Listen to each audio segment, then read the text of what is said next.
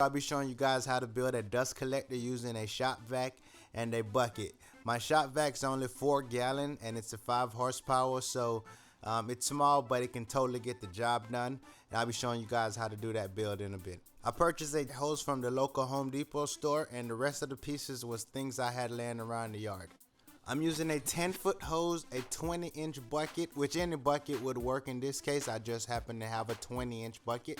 I'm also using a sink strainer, which is, I think it's optional. You don't really need this piece, but I just wanted to throw this in the mix.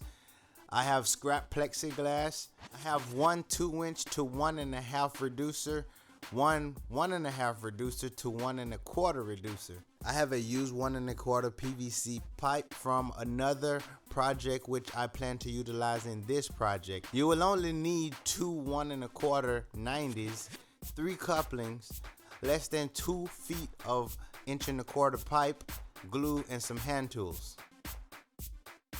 Now, to give me a good visual, I laid out the 3 couplings to place them where I would like to drill my holes. Using a 1.25 inch bit, I drilled 3 holes in the lid. I then used a razor to remove the rough edges. From the existing piece of pipe I had, I cut the pipe down, and then the other end I cut it at a 45-degree angle. This is aimed towards the wall of the bucket, so when the dust comes in, it swirls around and then falls to the bottom. After marking, I use a hacksaw to cut the excessive piece off.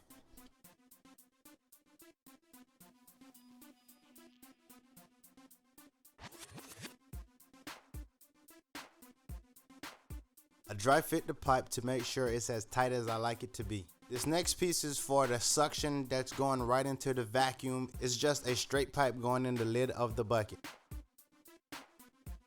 I then marked this pipe, cutting it down just enough to fit into the coupling.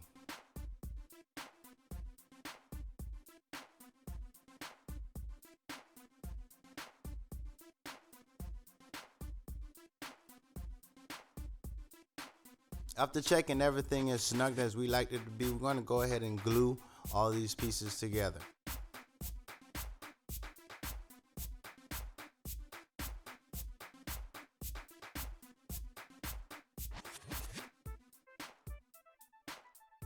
This third hole is my peephole, which let me look down in the bucket and see if the bucket is full or not. I cut a piece of 3x3 plexiglass to cover the hole.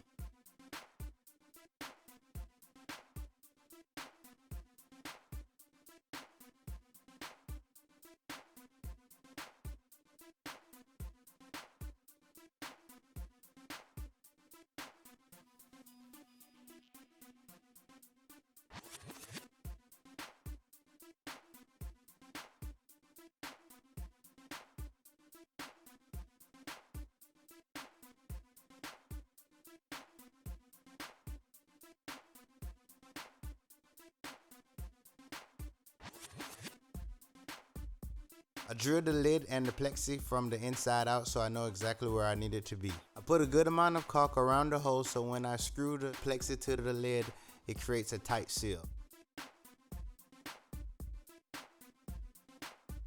I finished that off by adding more caulk to close any potential holes. In most cases I would defer to silicone, but caulk is a bit easier to clean up.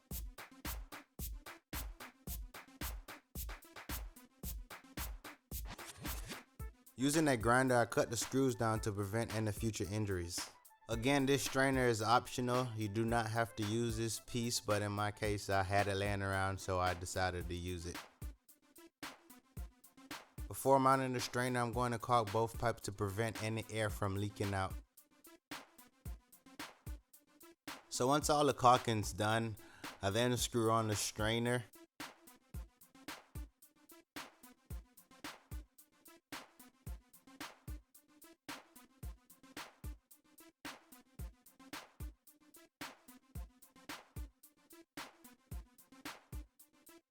For some reason my camera stopped recording and I didn't realize, so at the top there's where I'm using the second 90.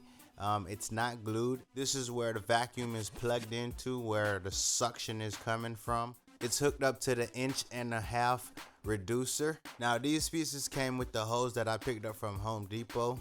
So put a few of those ends together and plug that in your hose. And then we plug the other side into the 2-inch reducer. You want to make sure the screws on both reducers are tight so when you're moving around, everything stays together.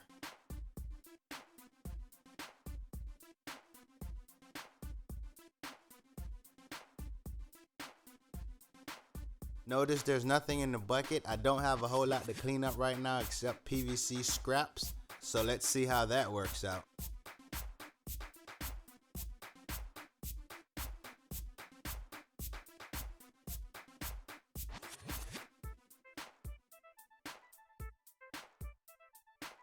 Really glad I put this peephole in here so I can keep status on the bucket.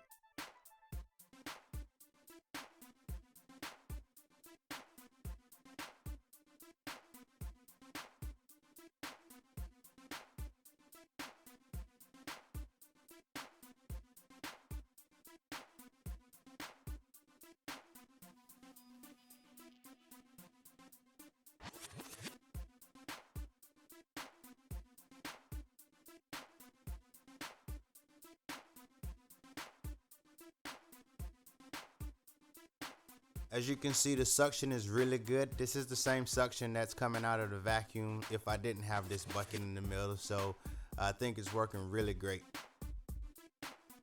There's no PVC scraps in the vacuum. Thanks for watching. Subscribe to the channel for more up and coming DIY videos.